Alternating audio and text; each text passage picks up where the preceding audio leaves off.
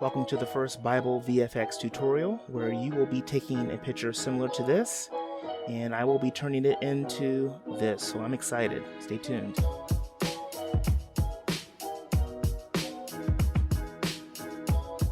The first thing that I was worried about is that I was going to have to learn how to sew, which I can't do. It would have been a complete train wreck if I had to.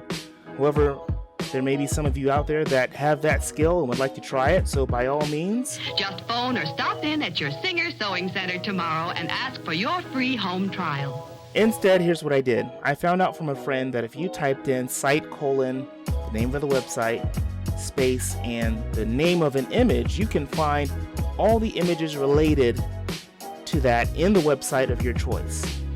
So what do I mean by that? If you type in site:jw.org space Moses and then click on images, you will see all of the images of Moses only from our website.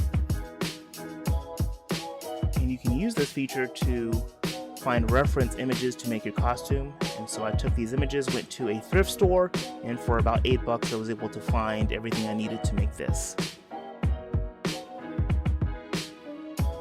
The stone tablets, again, I'm not a crafty person, but I figured I could just take some foam board and carefully cut it out in order to create 2 stone tablets. And of course I made a bit of a mess, but I think Rachel will be fine with that. But do you know that woman was angry with me? About what? Because I threw dirt on the floor. But you cleaned it right up with your wonderful handy-dandy vacuum cleaner. Yes, of course I did. Yes, of course I did. Then I took some masking tape and I just put it around the edges. I thought it might make the tablets look a little bit more stone-like. I took some poster paper. I'm not exactly sure what you call it, but they had this color called concrete, which seemed interesting. It turned out to be basically gray paper with some speckles on it, so I spent a lot of money for gray speckled paper, but it worked in the end. As far as the actual 10 Commandments, I went online and just browsed to see if I could find an image that I could use, and I did finally end up finding one image that I could use to print out. So I took the image file and then I turned it into a Word document file. And if you want to download this Word document file, you can for free. The link is in the description. And you can just download this and print this out on your gray paper, any gray paper that you want. You don't have to be using expensive speckled gray paper, but it turned out like that. Now all I need is some kind of stone faux finish. Today, before I start the finishes, I'm going to just show you the conglomeration of things that I have on my desk. Well, I don't have a conglomeration of things. I barely have a desk, but I do have this stone textured paint that I used, and that is how I got the stone texture. I just taped the paper on it and just spray painted it around the edges. The photo shoot obviously is the most important part. This is the photo that I'm using to put your Moses in. And so when you're looking at it, you need to see what direction the sun is coming from and make sure that when you're taking the picture that the sun and the light is hitting you in the correct direction in order for it to look real. This is my setup. Again, nothing fancy. I used a white cloth. There's a couple things I would have done differently in hindsight, but for now it turned out okay. You can use a white cloth, you can use any color cloth you want. One of the things that I did wrong that I would suggest you do differently is that you see where I'm standing, I'm sinking down into the grass, obviously because it's grass. When I composite it on top of a rock, it looks like my foot is sinking down into the rock. So if you would take your picture on a hard surface like a driveway, that would be perfect. Also look at the angle, it's kind of straight on. So when you have your camera set up, you want to make sure that you're not like ridiculously low. You also want to make sure you're not ridiculously high. Again, what you want to do is you just want to make sure that you're straight on looking at it. And that's really it. That's all you have to do is just take this picture and email it to me. And it's pretty much the end, unless you want to stick around and see what I did afterwards and what I will do for your picture. The first thing that I used is Photoshop, and I was able to use Photoshop to remove the subject, which it will do automatically. One of the mistakes I made was, I've got a white tunic and I used a white sheet, and so I had to come back in and clean it up a little bit later, but eventually I was able to get a nice clean cutout of Moses. And the next thing that I'm going to do, now that I have the clean cutout, is I'm going to remove this gentleman. Now I'm in After Effects by Adobe, and they have something called Content Aware Fill, which you could use to remove small things.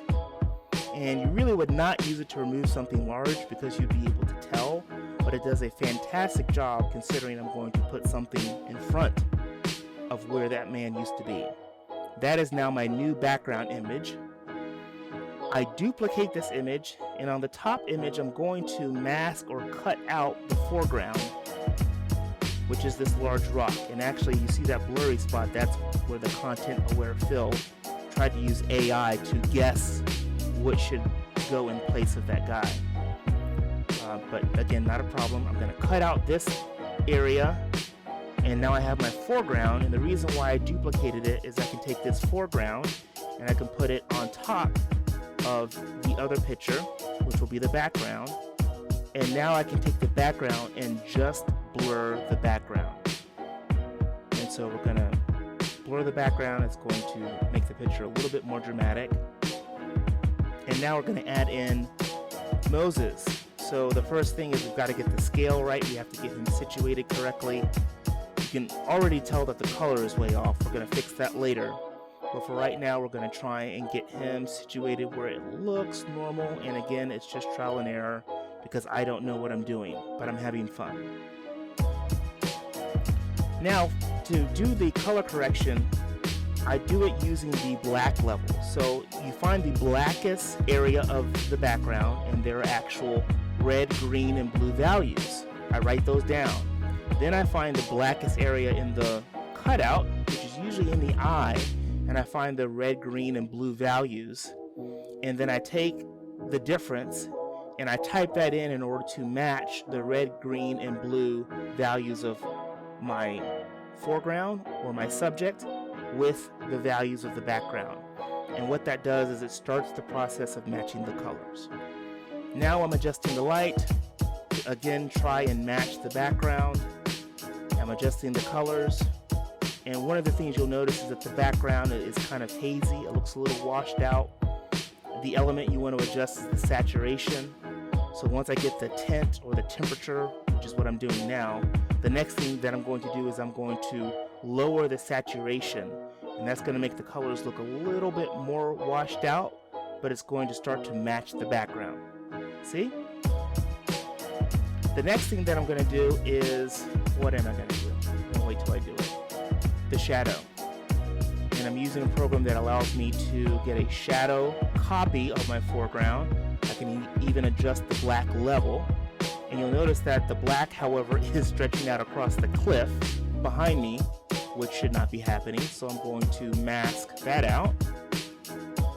And now it's just on the foreground rock, which is good. And what else are we going to do? Let's see. I think what we're going to do is we're going to start, we're going to tweak this a little bit. I'm using a program called Supercomp. They've got an option called Light Wrap. What happens is that blue sky is now going to wrap around Moses. This happens naturally in nature. We're not really aware of it, but if you don't have it, your subject starts to look more like a cutout. So with that light wrap, he's starting to blend in more. There's another option called Haze. We're going to match the haze of the picture to Moses. You can really see he's starting to look like he's there.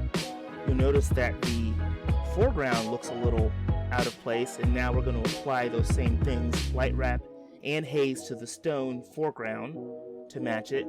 And you'll notice the edges of the shadow in my feet where it looks a little bit like a cutout. I'm going to tweak those, and that's called reducing the edge of the subject. And that's pretty much it. I'm just going to add some fog to kind of hide the spots I don't like on the feet. But that's the final picture. So have fun doing this. I look forward to doing the edit, and stay tuned for the next tutorial. And just make sure that you've joined the email list, and we'll see you next time.